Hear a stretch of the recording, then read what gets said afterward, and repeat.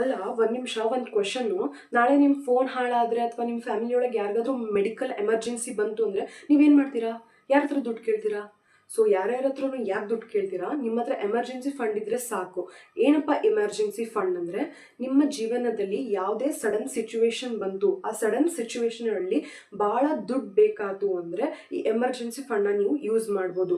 ಈ emergency fund ಅನ್ನೋದು ಯಾವುದೇ ಒಂದು ಇನ್ವೆಸ್ಟ್ಮೆಂಟ್ ಅಲ್ಲ, ಅಥವಾ ನೀವು ಮಾಡುವಂತಹ ಖರ್ಚು ಅಲ್ಲ. ಇದು ಒಂದು ಸೇವಿಂಗ್ ಥರ, ನಿಮ್ಮ ಫ್ಯೂಚರ್ಗೆ ತುಂಬಾ ಹೆಲ್ಪ್ ಆಗುತ್ತೆ ಸಡನ್ನಾಗಿ ಏನಾದರೂ ಆಯಿತು ಅಂದರೆ. ಸೊ ತಿಂಗಳ 5,000ನೇ ನೀವು ಎಮರ್ಜೆನ್ಸಿ ಫಂಡಿಂಗ್ ಅಂತ ತೆಗೆದಿಡಬೇಕು ಅಂತ ಏನಿಲ್ಲ. ಪ್ರತಿ ತಿಂಗಳು 100, 200, 300ರಿಂದನೂ ಸ್ಟಾರ್ಟ್ ಮಾಡ್ಬೋದು. ಸೊ ನೀವು ಎಷ್ಟು ಸೇವ್ ಮಾಡ್ತೀರಾ ಅನ್ನೋದು ಯಾವತ್ತೂ ಮ್ಯಾಟ್ರ್ ಆಗಲ್ಲ.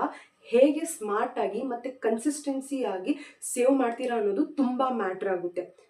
ಸೊ ಮುಂದಿನ ವಿಡಿಯೋದಲ್ಲಿ ನಾವು ಬ್ಯಾಡ್ ಡೆಟ್ ಆ್ಯಂಡ್ ಗುಡ್ ಡೆಟ್ ಅಂದರೆ ಏನಂತ ತಿಳ್ಕೊಳ್ಳೋಣ.